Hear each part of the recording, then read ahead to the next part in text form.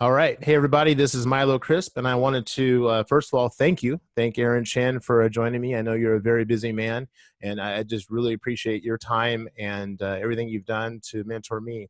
I remember Yeah, no that problem. day when I was at night stuck. I was starting my Amazon business, and Right. I ran into the wall, was frustrated, and spent some time at night. And guess who I was, introduced to. It was you, and found you Right. on YouTube, and just you've been a great mentor to me. So thank you for Awesome. that. Yeah, no problem, man. I kind of had some questions for you. I wanted to know your story. You to share your story with us, if you don't mind. Sure. Yeah, absolutely. So, I'm originally from Kuala Lumpur, Malaysia. That's it's actually Southeast Asia, right next to Singapore. Born and bred there. Grew up in a traditional Asian family, and just like a lot of kids, was taught to get good grades, go to school. I went to some pretty good schools, spent some time in the U.S. and Australia, so I was very lucky with education. But always came from a middle income family. And then what happened was my dad went through some hard times, and so he lost his job, and my mom had to kind of pick it up, and she started working, and she basically borrowed a lot of money to put my sister, myself, and my brother through school. So, Wow. the when you have everything, and then when that gets taken away from you at a young age, you kind of feel that, and then you're around friends who are actually very, very wealthy, but you're not that wealthy. It kind of does something to your psyche, right? And so the meaning of the dollar and hard work was instilled in me at a very, very young age. And so all I wanted to do was to do well in school, get a good job, wear a suit, and become a CEO of a company one day. That was my goal, right?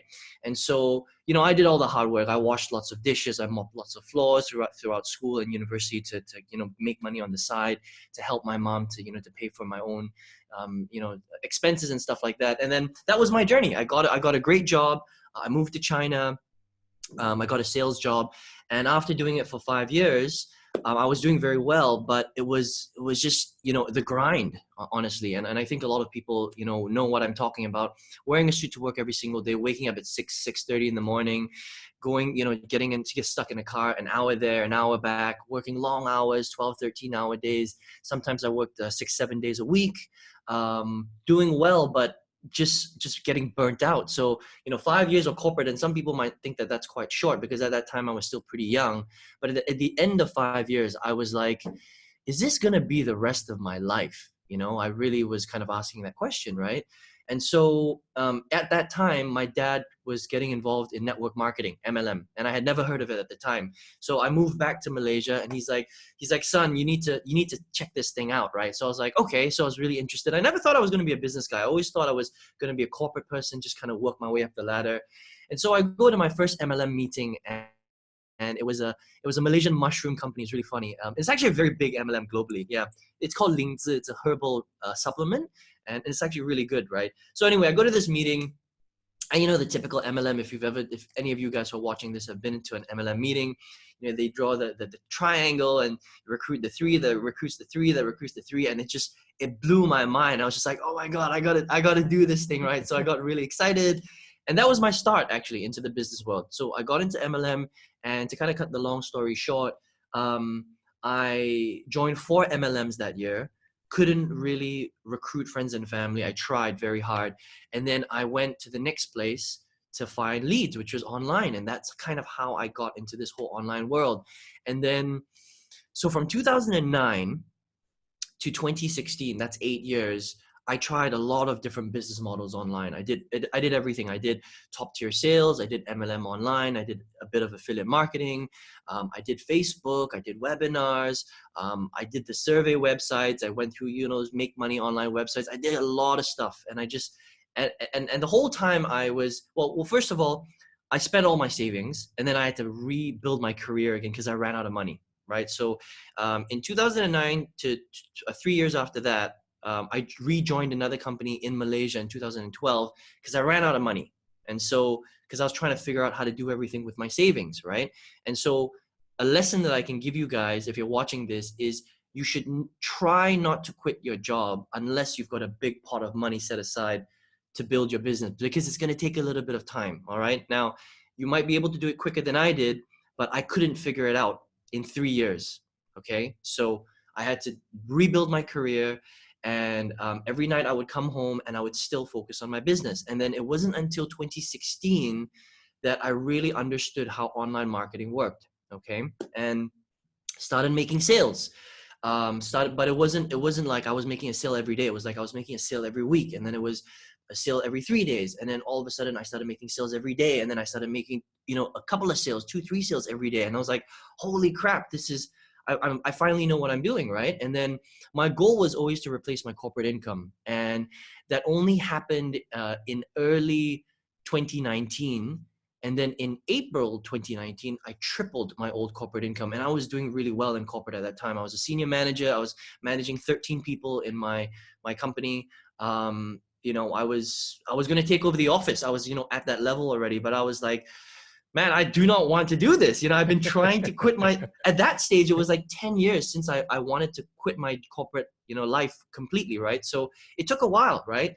But then April 2019 comes along, doing really well, put in my resignation letter. It was like the hardest thing because I had a really good relationship with my team and my boss, but it was just something that I had to do for myself. And that was it. And now I'm full-time. I've got my own programs, and I've got hundreds of students around the world, like yourself, Milo, where I teach them how to do exactly what I do. And so that's kind of my story. So Awesome. Here we are. Awesome. Yeah. That's a amazing story. Yeah. Thank you. It was a long journey, but one well worth it. Yeah.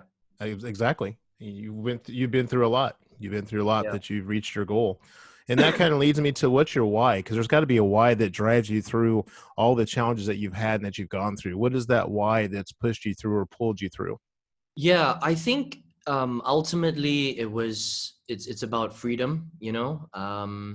I've asked myself that question a lot. I think that at an early age, because of my background and what happened to my family, that idea of the value of money was instilled in me. But it's not just about the money, because very early on in my career I had the money already, but I was just grinding. I was working so hard, and it was just like, well, I didn't have time to spend that money. And then it became more about, well, what is life really about? Well, it's really about freedom, right? It's about being able to do the things that you want with the people you want, whenever you want. I know, that sounds cheesy. You may even have heard that before, but having ultimate freedom to run your own thing and not have to worry about the bills, or whether you've had taken 20 days of paid annual leave a year and things like that was important to me, right? And so now that I can, yes, I'm still running the business, and I'm still trying to grow it, and I'm still, very, very busy. But ultimately, if I didn't want to work, like, we were just talking about it before you hit the record button. I was in Hawaii. I've done so much travel in the last 12 months. It's ridiculous. I'm hardly in KL. I'm hardly here, right? And sometimes I'm not even working on my business. I might just check on my business for half an hour, make sure my guys, my students are okay. But the sales are still coming in. Do you know what I mean? Like, and I could never ever do that before. It's impossible. When you work a corporate job, it is impossible to do that. But when you have that freedom, it's very difficult to explain. It's just so nice. I can do anything I want whenever. I can shut down if I really want to, and not have to worry about whether I can pay my rent or my bills, or keep the lights on in the future, which is a feeling that you can't put a price on, if you know what I mean. So my why is it was just freedom, ultimate freedom. Great story. Yeah. What are 3 things you can share to help the group get started today? Yeah, I think the first thing is to it's all about attitude, right? It's all about mindset. I think that I know, again, that might sound really, really simple, but 80% of this business is mindset. Because if you think about it, if I had quit any of those 20 times that I wanted to quit in the last 10 years, in the first 10 years that I was trying to build this business, we wouldn't even be having this conversation. I'd still be wearing a suit. You wouldn't know who I am. And I'd still be commuting to the office every single day. So it's really about being tenacious. It's about having the right attitude. It's about not giving a crap about what people think about you, especially when you get online, because you're going to have to expose yourself a little bit, right? We're talking about the internet age, whether you're doing video or you're doing audio or you're doing the written word, you're going to expose yourself to the world, right? And so it's not caring about what other people think about you, because, who cares about someone who lives, whatever, 3,000 miles away in a different country, right? Sitting on their computer, you don't even know who they are. So that's a combination. That's one thing, right? So just doing it, taking action, being tenacious, working hard, getting started, no matter what anyone thinks. Okay, so that's the first thing. The second thing is to master a skill set, right? Is to be okay to take the time to become a master at something. And so for me, it's about for me it was video. That's what really changed my business, right? So in 2016, the one thing that I had been doing wrong for so long was I'd been driving the wrong source of leads into my business. Now, for you, it might be something different, right? But I still think, and a lot of people think, that mastering video is still one of the top skill sets in internet marketing. Because if you look at any top guy out there, whether it's Gary Vaynerchuk, or whether it's Russell Brunson, or whether it's Grant Cardone, or whether it's Tony Robbins, they're all on video. They're all on video, okay? And there's a reason for that. And whether you're doing video on YouTube, or whether you're doing video on Instagram, or whether you're doing a video on Facebook, it doesn't matter. All of the platforms now have video. Think about that for a second, right? Whether it's long form video or whether it's a 1-minute video, it's still video, right? And so because it's a people business, what people don't realize is that internet marketing, you can't hide behind your computer. It's a contact sport, right? It's not a hide behind the keyboard and just kind of send emails every day. It's not that kind of business. You do have to get involved. And so the bigger you want to build your brand, you're gonna have to put yourself out there, and it's okay to do that. So master a skill, and if you have to master any skill, video is the skill that I would recommend that you master. Okay. And then the third thing that I would recommend is do the work.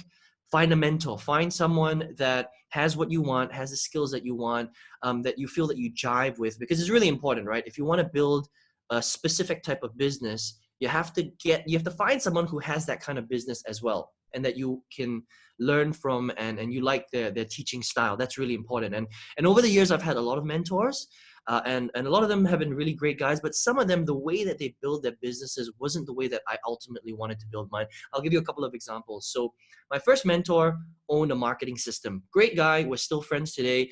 I've even met him a couple of times in the US, but he had no time to really mentor me because he was running the system, if that makes sense, right?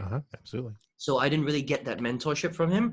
Second guy, great guy from Texas, actually. The problem was he was doing everything for free on social media, and I didn't have time because I was a corporate guy at the time, right? So I didn't have time, to spend 5 hours a day posting stuff on Facebook, writing out blog articles, ranking stuff using search engine optimization on Google. I just didn't have time to do that. So even though I was learning from him for like a year, I couldn't replicate what he was doing just because of time. He was already full-time and I had a job, right? So it's like, the strategies didn't work for me, right? And so then it just took a while before I found someone who was like, okay, this guy is building the business exactly the way that it makes sense for me to build my business.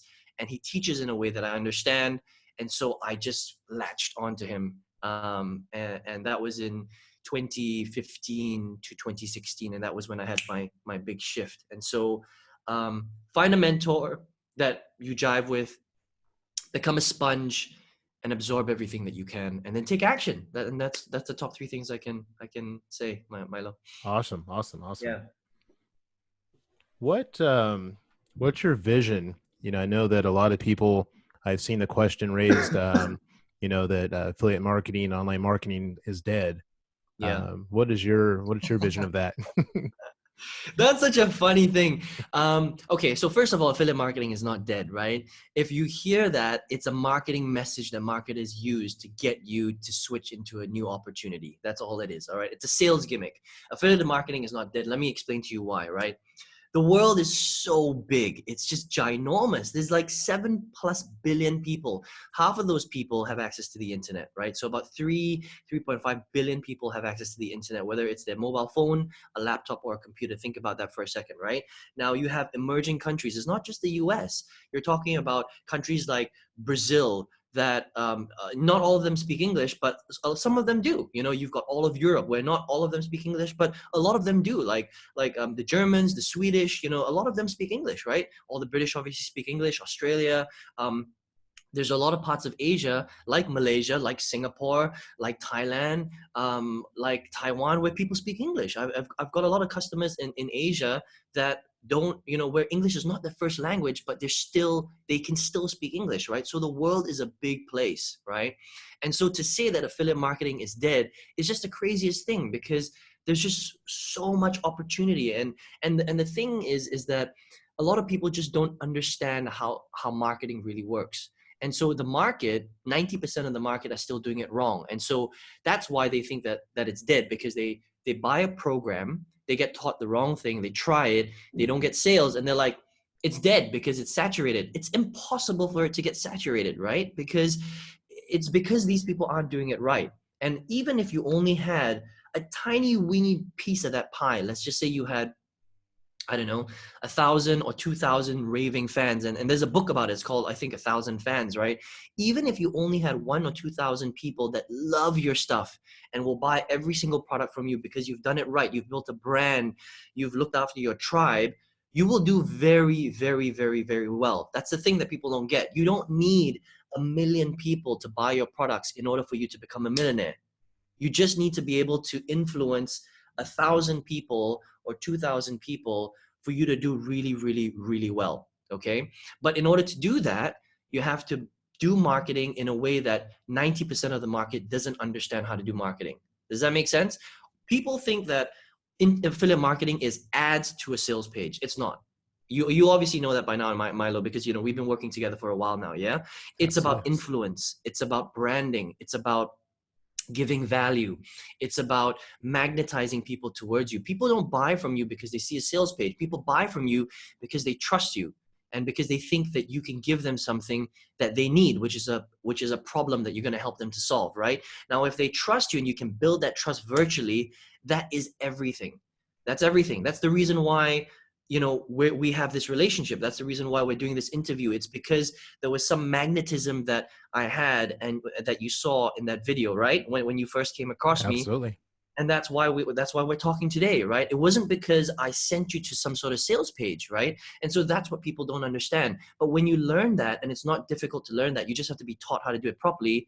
It's actually the simplest thing in the world. Once the coin drops, you're like, that's how it works, right? And very few people understand that. And then the other thing is very few people are willing to do what I'm talking about, giving that value, and that's why they never really succeed. And so because so few people are willing to do it, affiliate marketing will never be dead because the competition is not willing to do what it takes to do what we do. Does that make sense? Absolutely. Yeah, and that's why it'll never be dead, because people are just inherently lazy. I know that sounds terrible, but it's true. Mhm. It's the human condition, right? It's not the industry, it's the human condition. People are lazy to create content. People are lazy to build value. People are lazy to learn the real skill of marketing, which is not difficult. You just have to be willing to put in some time to learn how to do it properly. And that's it. And that's why there will never be that competition, because if you do it right, you will always be ahead of the competition, and that's why you always generate sales above everybody else, if that makes sense. So affiliate Absolutely. marketing will be here for a long, long time. Yeah. If I can ask you, because I want to write this down, what was the name of the book that you were talking about? 1,000 what? I think it's called 1,000 Fans.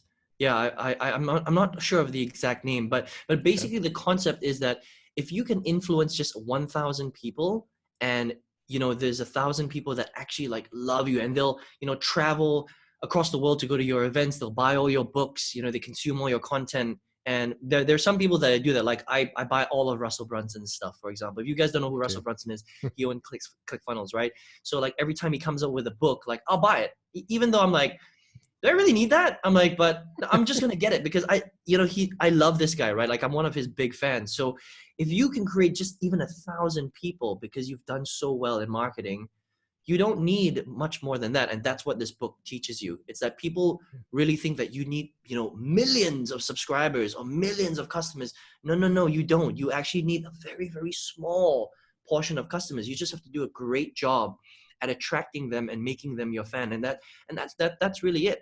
You know, you need to you have to create a tribe of people, a small tribe, and you have to look after them really, really well. That's it. You're not here to change the world. You're here to change a small group of people's lives. But if you know how to do it properly, you can be very, very, very successful. And that's it. That's the trick. Awesome. Yeah. Um, one of the things that we both promote is the success challenge. Mhm. And how has that transformed your life? So for me, that was really the breakthrough, right? For me, it was kind of like, so everything that we've been talking about, and we haven't really got into it in big detail, but the whole thing about giving value, I understood that concept from a very early on, but I didn't really understand how to put it together inside my sales funnel. And for those of you who are watching this, all a sales funnel is a sales process that people go through when you first attract them into your website, the main entrance of your business, right? That we call it a sales funnel online. And I didn't understand the mechanics of how to put it together. And so it was really the challenge that explained it to me. And there's one session, I think it's session 15, where Vic draws it out on his whiteboard, right? He's like, this is he calls it the $1 million list strategy, I think, or $1 million email strategy. And when he drew that out, I was just like, that was my light bulb moment. And it was that one video that just changed everything for me. So it was switching my leads to doing video, and that one strategy that completely changed my entire business. That was it. And even though the program is great and there's a lot of other stuff in it, I just needed that because I've been doing it for so long.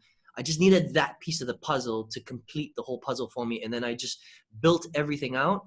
I just focused on video, and then the sales just started rolling in, rolling in, rolling in, rolling in, rolling in. And that's the main concept that I teach my students.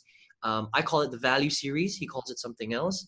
But it's very, very powerful. And that's how you're able to create a lot of magnetism inside of your business and build real value, with your customers, instead of just sending people to the sales page. So that's how the challenge really changed my life. And then a lot of other stuff, I got to meet Vic in Vegas. We built a product together, which is yet to launch. It's going to come out soon, hopefully in the next couple of months. And it just opens the doors to a lot of things once you start doing well. And it's just crazy, like this is, I'm happy to do these kind of interviews, Milo, but you won't believe how many people ask me for interviews, and, people get me on podcasts and stuff like that. And it opens a lot of doors for you. And so it's an amazing, amazing world once you kind of dive in and start to do well. And you will, and I know you will, obviously because you're hustling, it's all about the hustle. It's all about taking action. Yeah. Thank you. Awesome. Appreciate that. Um, I have a question for you because I know that people are maybe seeing this for the first time or going through my value series and kind of Yeah. wondering and maybe on the fence. What's something you can share with them to maybe kind of get them off the fence? Yeah. So for me, it's all about, if not now, when?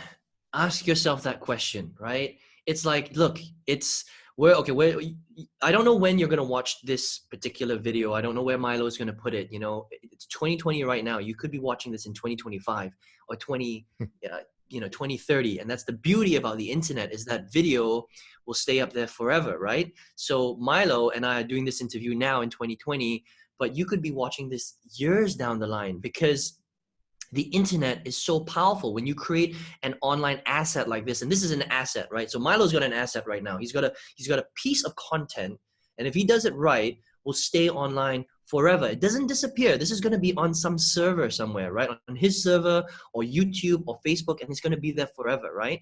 And so we're at an age where this thing right here, I'm going to pull it out right now. Every single person in the world, including poor people in India, and I have the deepest respect for people like that, have access to the internet. Now think about that for a minute, right? 5 years ago, 10 years ago, that wasn't the case, but now that is the case, and it's just going to become even more and more. So if you don't get a piece of this pie now, just understand that other people are just going to blow by. They're going to blow past you, right? So if not now, then when? So if you're sitting on the fence and you're like, oh, you're thinking this might be too hard. I'm too old. I'm too young. You're never too old or too young. If you think you're too old, if you're 60, I mean, you're probably going to live another 20, 30 years, right? What are you going to do for the next 20, 30 years? You can be very, very successful in the next year if you do this right? Or if you have too young, I mean, you got the next 80 years, 90 years to live your life. So if not now, when? It's the opportunity is just tremendous. It's so big. It's really funny, right? People think they're like, oh, YouTube's been around for 15 years, 20 years. I'll never be a star on YouTube. Well, That's not the strategy. You're not meant to become a viral hit on YouTube, you know, and that's not what I do. I don't even consider myself an influencer, right? It's really funny. People will come to my YouTube channel and they're like, Aaron, you only have 18,000 subscribers. How come you're so successful on YouTube? And I'm like, it's because you don't understand what I'm doing on YouTube. There are different ways to make money on every single platform, right? You don't need 5 million subscribers to make a lot of money on YouTube, right? Because that's not the strategy. My strategy is to get in front of the people that I want to target for specific keywords, get my video ranked on the first position so that they find my content, and then I get them off the YouTube platform. That is the trick. And so I'm a marketer. I'm not an influencer. It's very different. You know, I make way more money than a lot of influencers do, because influencers, a lot of them don't know how to make money. That's the thing. Marketers, on the other hand, understand how to make money because they bring people in, they bring them through a process, they build a relationship with them, and then they recommend products, right? That's how it works. And when you understand that skill, it's huge. And so back to your question, Milo, for people that are sitting on the wall, I mean, if not now, when? And the other thing I want to ask you too is if you don't do this, if you don't jump on this, you know, whatever, you know, Milo's doing, then you're going to be stuck in whatever you're stuck in for the rest of your life. And ask yourself that question, you know, do you want to be stuck in your full-time job? I mean, unless you love waking up at 6 a.m. every single day and slogging away and driving, you know, commuting to wherever you have to commute to, or working for that person that you don't like working for, or not being able to pay your bills. Unless you enjoy doing all those things, then I would say, yeah, continue doing what you're doing. But if you don't, then it's time to take action. It's time to get off that fence. It's time to stop questioning yourself and just do it. Just get it done, right? And not worry about how to get it done. Just figure it out. Just figure it out. You know, you're a smart person. Just figure it out. You'll get there eventually, right? And so that's all I would say, Milo. It's I love long it. answer to a No, I love short it. question. That's great. That's great. Yeah. Hey, I got a quick one. What is your secret to energy, man? I think that I'm just naturally a passionate person, is one thing, and I do naturally have energy. But the other thing I would say is that I work out a lot. So I work out almost every day. Great. And that is important. So I do. Don't get me wrong. I'm like, you know, the normal person. I like to have, you know, hang out with my friends, have a good drink on the weekends and stuff like that. But I do try and take care of myself. So I do eat well. I'm very careful about health and stuff like that. And I do work out regularly. So I go to the gym, I lift weights, and I do high interval training every other day, aerobic, you know. And the thing is that people, especially for people that don't exercise that much, they think that it requires a lot of energy, and it does, but it gives you energy too, right? So even though when I was working corporate, I would get back home at 7 or 8, I would squeeze in. Have you heard of P90X? Yes. Yeah. Absolutely. So That's huge. yeah, it's huge, right? I mean, it's from the States. It's from Tony Horton, right? Is that his name? Yep. Yeah. So I've done P90X 1, 2, and 3. And so again, it's about being smart. It's about, you know, something that we talk about called condensing time frames, where how do you find time in your busy schedule to condense it so that you can squeeze something productive in, right? And so for me, it was like, okay, I need energy and I need to be healthy. So I need a workout where I don't have to go to the gym. And so I found P90X and I started doing it from home for half an hour, right? So I'd get home at 7, get out of my suit, get in my gym gear, work out for half an hour quickly. Then it's 7:30, and then I would have dinner with my wife, and then it's 8:30, and then I would start working on my business straight away. And from 8:30, I would work till 11, maybe midnight sometimes, and then I would do that every day from Monday to Friday. And then maybe take a day off, go out with my friends or whatever, and then Saturday and Sunday, I put in another 3, 4, 5 hours on a Saturday and a Sunday. And that's how you do it, you know? And if you're thinking like, wow, that sounds crazy, Aaron. Well, I mean, you know what's crazy? What's crazy is working a full-time job for 12 hours a day, earning minimum wage for the rest of your life. That's crazy. That is crazy, you know? And so for me to, you know, do the hard things now to be in a great position tomorrow, to be comfortable for the rest of your life, you know, even though it took me 10 years, man, it was worth it. It was so worth it, you know? It's just funny, throughout my 10 years, my parents and my friends, they're just like, dude, you're crazy, man. They're just like, you're putting so much time and so much money into this thing. It's been so long. Are you sure it's going to work? I'm like, I'm not sure. I know it's going to work, right? Because you could see, like, when you start doing this well, you see little sparks of results here and there, right? And that's what's exciting about this industry. And it's Yes. just like you're on a breakthrough, you're on the cusp of a breakthrough, and I knew that. So I was just like, I just got to keep going, and then when you finally do it, it's just the craziest thing. Everyone's just like, dude, man, they're just like, kudos to you. I cannot believe it. It took you 10 years, but you're like, you're here. And even my colleagues, they're just laughing. They'll send me messages in the afternoon. They're like, what are you doing right now? Are you watching TV? Like, what are you doing right now? Like, when are you gonna come and see us? And they just joke about it. They're like, I bet you don't miss those 5-hour strategy sessions, right? I'm like, hell no, I don't miss those at all. I still have a great relationship with my colleagues. I visit them in the office and stuff. I'm actually having dinner with the senior managers tonight, actually. But it's just funny. They just can't believe that I was able to do it. And so it's just an incredible thing. It's an incredible opportunity that I think that everyone has. You just have to be willing to do it and move forward and just take that step. That's all. Yeah. Absolutely. Yeah. Aaron, again, I want to thank you for your time. I know you're a very busy man, as you mentioned, and you got a lot of people asking, and I truly am grateful for you spending time with me and my group. And, I'm very happy for you. You definitely deserve all that you have coming to you and the success. And again, I really, really appreciate you. Yeah, no problem. Thanks, Milo. Thanks for the interview. Appreciate you too. Thanks for taking the time for doing this as well.